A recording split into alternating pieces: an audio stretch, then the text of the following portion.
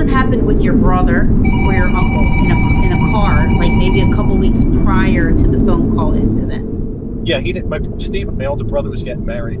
It was somewhere along Long Island, somewhere, and he didn't tell me when this happened. But he said he saw me in the car drive up to him and his wife in the car, I guess. And make some kind of faces at him, I guess, to get his attention. Right. And then off. And it was supposedly the same car I had in San Antonio. It was early 1992 when Stephen Suburb was driving alone toward Long Island in New York. It should have been one of the happiest mornings of his life. Today was his wedding day. As the miles rolled by, Stephen found himself drifting into thought, caught between excitement and nerves. Everything about that day felt monumental, like the start of an entirely new chapter. The closer he got to the venue, the more intense that feeling became. Then something snapped him out of his thoughts. He noticed a car in his rear view mirror. At first he barely registered it, but then a strange sense of recognition washed over him. His expression tightened as the vehicle behind him suddenly accelerated, pulling up alongside his own. Stephen felt certain now. It was his brother Gary's car. He was surprised to see it on the road. Gary lived in Texas, and Stephen had assumed he would be flying in for the wedding, not driving across states. But this was the first member of his family he had encountered that day, and the excitement surged again. Stephen smiled and waved, but Gary, he didn't wave back. Instead, Stephen could see his brother sitting alone in the driver's seat, not watching the road and not smiling, just staring directly at him. The longer it went on, the more uncomfortable Stephen felt. Then Gary started pulling strange faces out of nowhere. Stephen would later struggle to explain exactly what he meant by that, just odd expressions, unnatural somehow. But at that time, he brushed it off as his brother being playful. And then, without warning, Gary accelerated and vanished down the highway at an alarming speed. Stephen shook it off, and it was weird, yes, but it was his wedding day. He assumed Gary was just caught up in the excitement too. The wedding itself was perfect. Stephen spent the day celebrating with friends and family, surrounded by laughter and warmth. Later that evening, when he found himself alone with Gary, he finally brought up what had happened on the road. He asked Gary why he had been messing around earlier, pulling faces and acting strangely. Gary looked genuinely confused. He asked Stephen what he was talking about, and Stephen repeated the story, describing how Gary had pulled up beside him, stared at him, and driven off. Gary laughed, assuming Stephen was just joking around. But Stephen was not laughing. He pressed the issue again. Was it some kind of prank? Why would Gary do that? That was when Gary told him something that changed everything. He hadn't seen Stephen before the wedding. Gary had arrived the day before and he had flown in. And his car was still sitting in his garage in San Antonio, Texas. The conversation ended without resolution. Gary assumed Stephen had mistaken someone else's car for his own, and Stephen was convinced of what he had seen. He believed Gary was lying or playing some sort of strange joke, and for a whole year, neither of them thought much about it again. Until something far stranger began to unfold.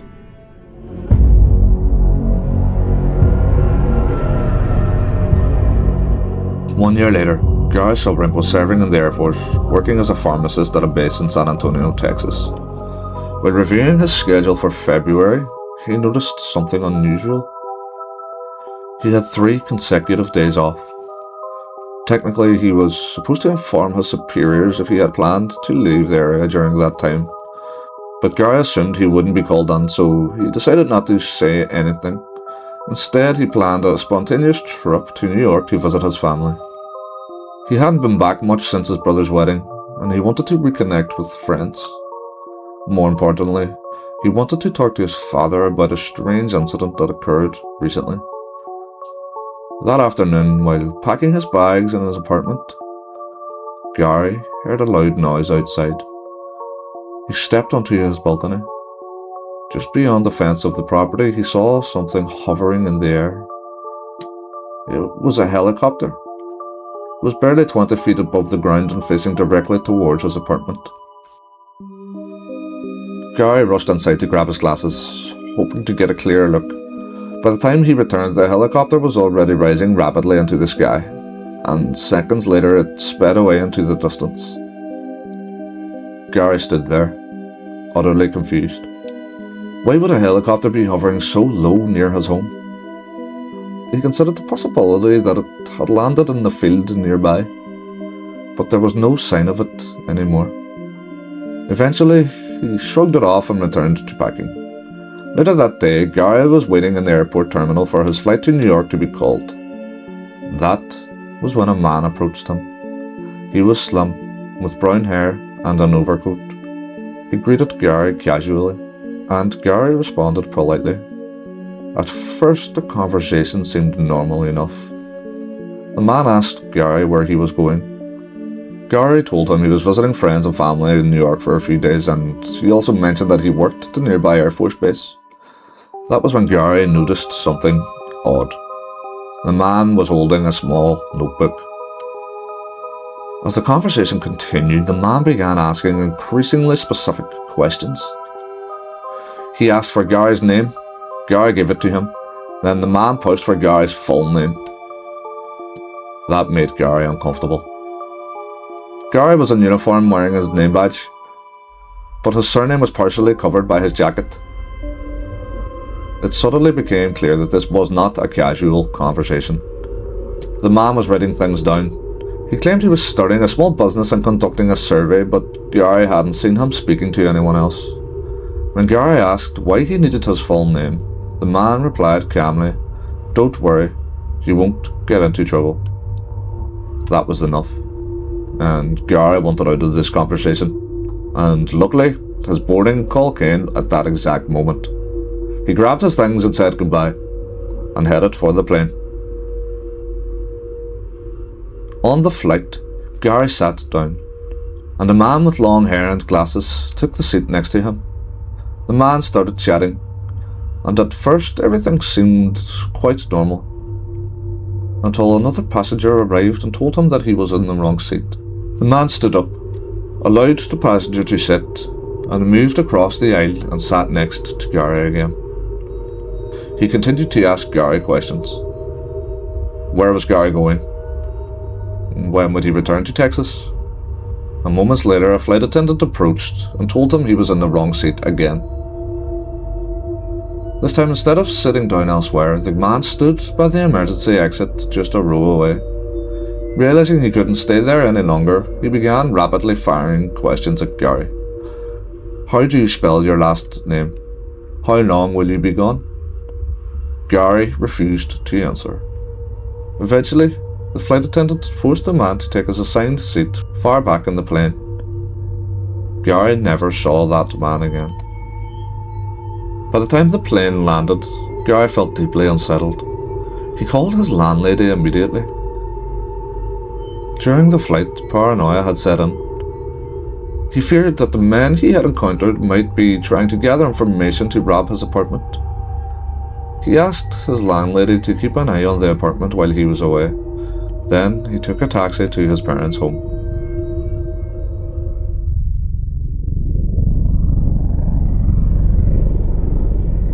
So there are conflicting accounts about what happened next. The most commonly reported version says that Gary arrived at his parents' home and called his old friend Mike almost immediately. Another version suggests that Gary and his father visited a prominent UFO researcher to discuss a strange experience Gary's father had recently. Either way, one detail is crucial. Gary's father and uncle had claimed to see a UFO weeks earlier during the trip to West Virginia. Both men were deeply interested in UFOs, though Gary himself had never experienced anything unusual until now. That evening, Gary told his father about the helicopter that had hovered near his apartment. His father found it unsettling noting that earlier that same day, a helicopter had hovered over their own house as well. Later, Gary called his friend Mike, and Mike sounded surprised. You sound better already. Mike said. Gary didn't understand what he meant by that, and Mike told him something even stranger. That they had spoken on the phone just 20 minutes earlier. Gary had not called him. No one had known Gary was coming to New York that weekend, yet Mike insisted that someone who sounded exactly like Gary had called him, claiming he was in town. There was one detail that stood out. The caller had said that he had landed in a different airport than Gary actually arrived at. Gary had no explanation. As he was processing this, he heard a beep on the phone. Another call was coming in. It was 10:30 p.m. He assumed it might be important and told Mike he would call him back, and Gary answered the phone. And when he did, everything changed. Within moments, Gary realised he needed to record the call. He turned on the answering machine, and what followed would become the first of several deeply disturbing phone calls.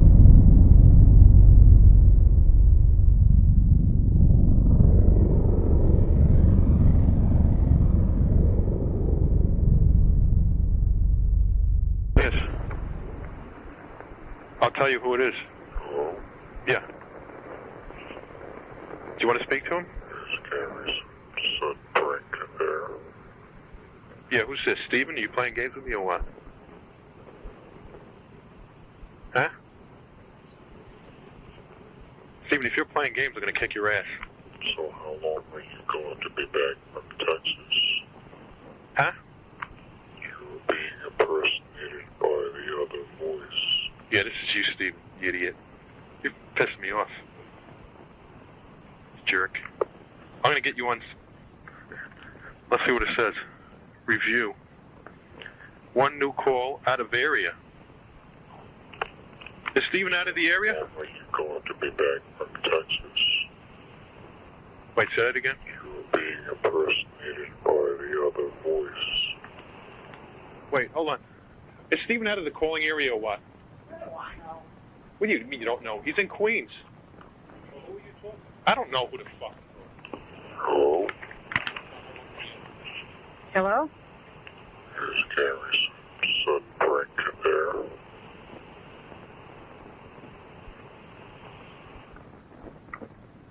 Who is this?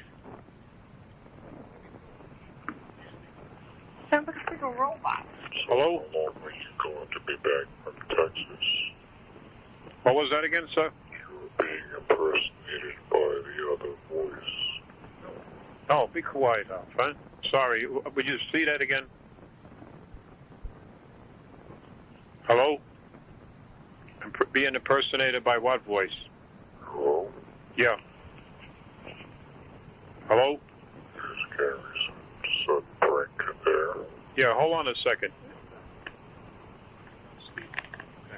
Yeah, what is your question? I'll answer it. So how long are you going to be back from Texas? How long? You're being impersonated by the other voice. Right. When am I coming back? Is that your question?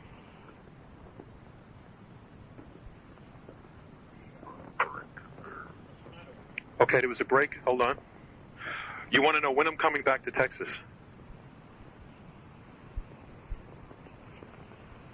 Oh, is that your question? So how long are you going to be back from Texas? How long am I going to be back from Texas? That question doesn't make any sense. By the other voice. Okay. I'll be coming back eventually. I can't tell you when. You should know that question, answer to the questions, because you seem to know more about me than I do. You know what I'm saying? Are you an intergalactic person? Are you a space alien? Sounds like he hung up. I can't believe this. He hung up, Gary. See if he comes back. All right, I'll hang up.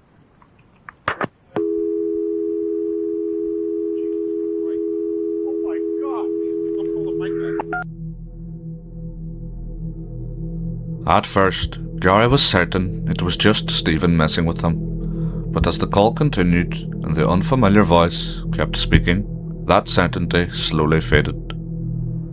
Something about it felt deeply unsettling. The way the voice formed its sentences was unnatural, and at times it dragged, as if it were struggling to keep going, then suddenly sped up again. It was impossible to ignore how artificial it sounded. Certain phrases kept repeating over and over, like they were being triggered from a pre-recorded source, rather than spoken naturally. The one question surfaced repeatedly. How long will you be away from Texas? But the most disturbing line came out of nowhere. You are being copied by another voice. Years later, Gary would explain that the call felt inconsistent in a way he couldn't fully describe. Sometimes, it seemed like he was listening to a tape that wasn't reacting to anything he said. Other times, the voice appeared to respond directly to him, almost as if there really was someone on the other end of the line. Shaken by what had just happened, Gary immediately called Mike back. He wanted to explain the call and find out more about the mysterious conversation Mike had received earlier that night. Whatever was happening wasn't finished yet. Just 40 minutes later, the phone rang again. What is your question? Yes, speaking.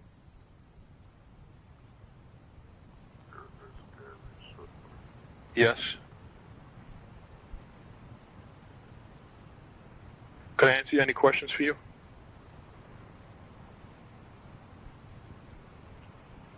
Are you back from Texas? Not back yet, no.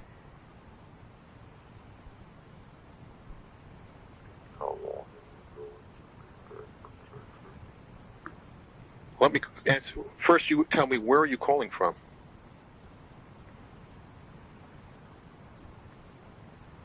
This is Gary Sedgwick. Yeah, why don't you tell me where you're calling from? Who is this? What do you mean, who is this? You should know who it is. It's me, Gary.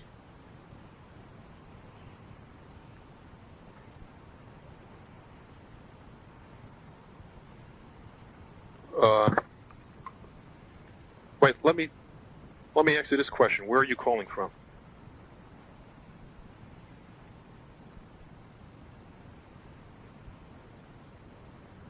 Okay, I'll be back.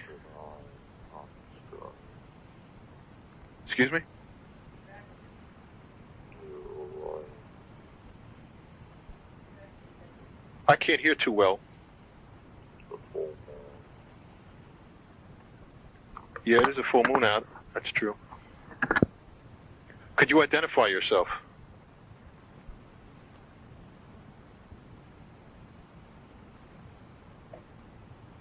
Identify yourself.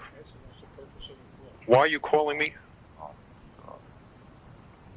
Excuse me?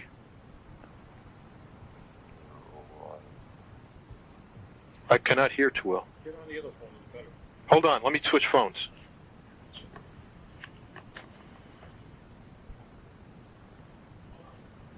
Okay. Okay, hold on. Now, who are you?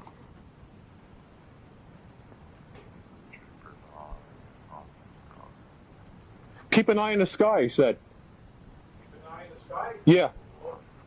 Yes, Kenny, I talked to him. Shh. I had a sighting. Okay, hold on. Say that. Repeat that again.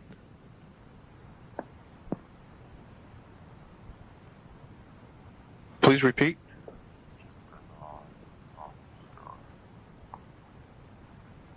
Okay. Near Orion. Near Orion. Holy mackerel. Tonight or The full guess when? moon. The full moon.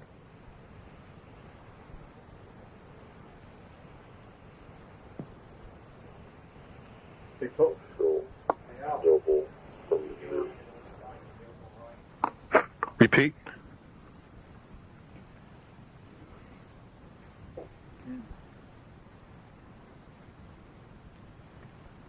Tell him I like his phone. Okay. Repeat last word. I'm hearing static. Tell him I like to talk. He hung up. Hello? This time, the voice was even harder to understand than before. Its words were fractured and distant, but certain phrases stood out. Warnings about the sky and strange mentions of Orion. That single detail immediately caught the attention of Gary's father. Already deeply fascinated by UFOs, he began to believe that the calls might not be directed at Gary. Already deeply fascinated by UFOs, he began to believe that the calls might not be directed at Gary personally at all. Instead, he suspected they could be connected to his own unexplained encounter weeks earlier, when he claimed to have seen something unusual in the skies above West Virginia. As the house tried to make sense of what they had just heard, at exactly 11:38 p.m, a third call came through. Okay. Yeah, it's taking time from the talk. Who is this?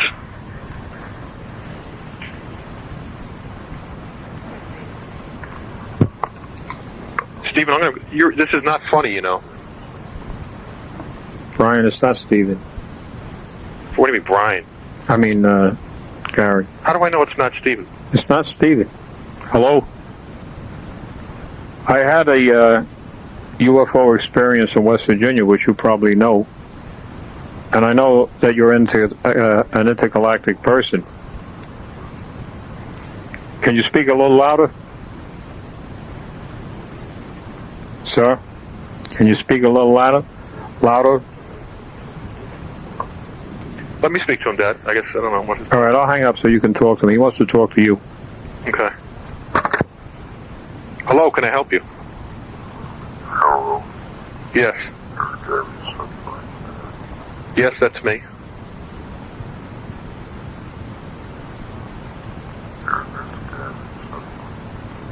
Yes, could you please identify yourself?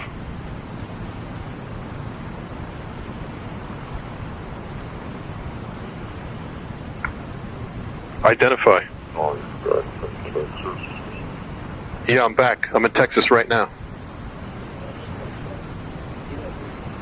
Oh, he asked me a question.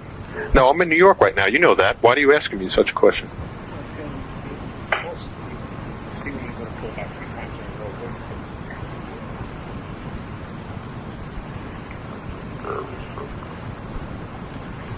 Yes. Stephen, if this is you, I swear to God, I'm going to be pissed. Huh? I'm trying to listen to him. Excuse me?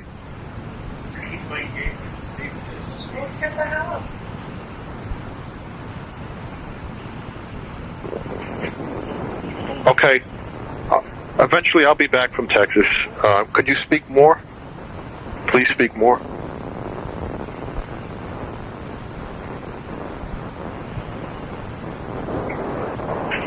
I guess it's not Stephen. I believe it because I'm getting static. Stephen would not waste 3 times. Well, let me go on this phone because I can never hear on this phone. Hold on. Okay. Okay, please speak. Hello? Keep an eye on the sky. Okay. Should I go out right now? Right. Right now? The full moon. Okay, see, I'm not sure where Orion is now, but we'll go outside. Show double from you. It would show double from me. Repeat that again?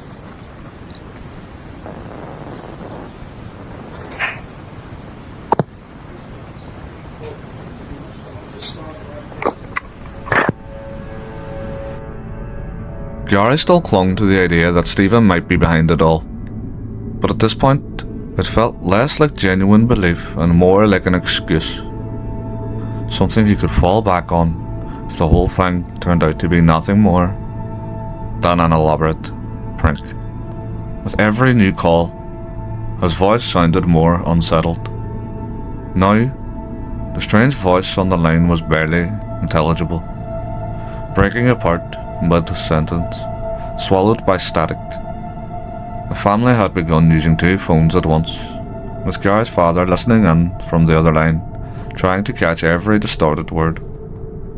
Eventually, the calls stopped. For that night at least, it was over. Gary went to bed restless and uneasy, unable to shake the feeling that something was very wrong.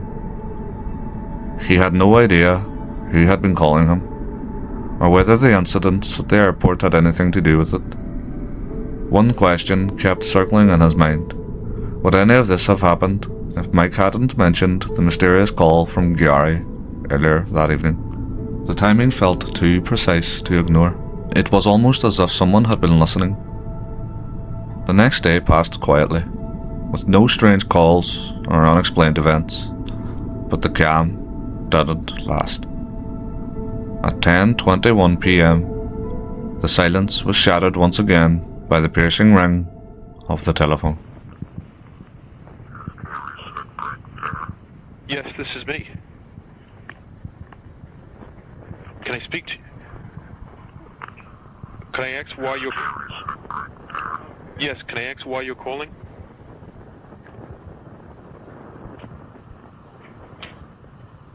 Can I please ask... Yes, this is. Yes, that is me.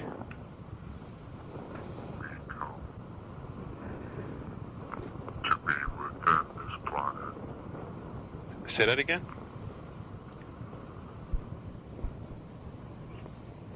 This planet. Leave?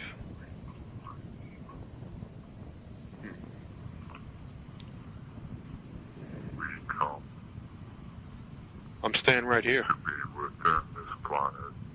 Is this a joke or what?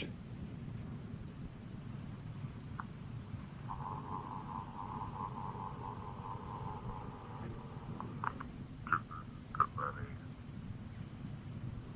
to be contacted as the same with you.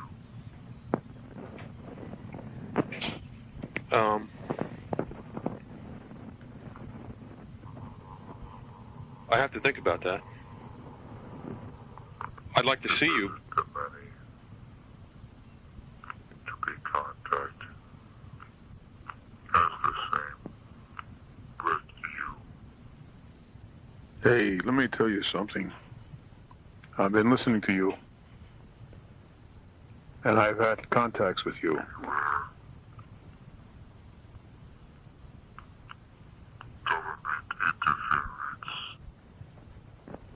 Government interference? You have? Please explain what type of interference.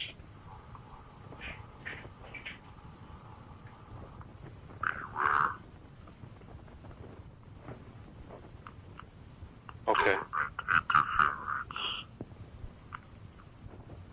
Visitations to be disrupted by them. Appears. Sun will rise.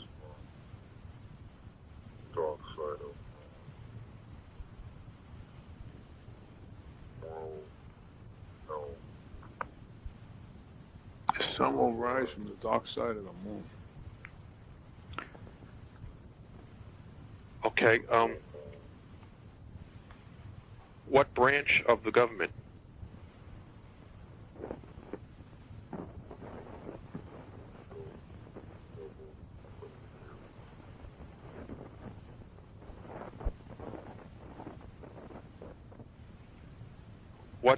What should I do?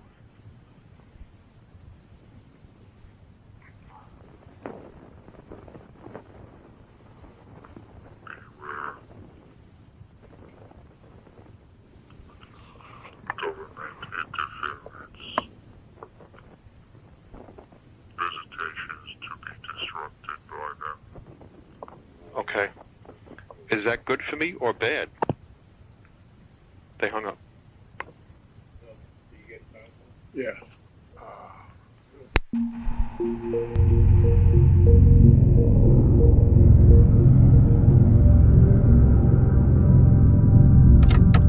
problem is, none of the explanations fully fit.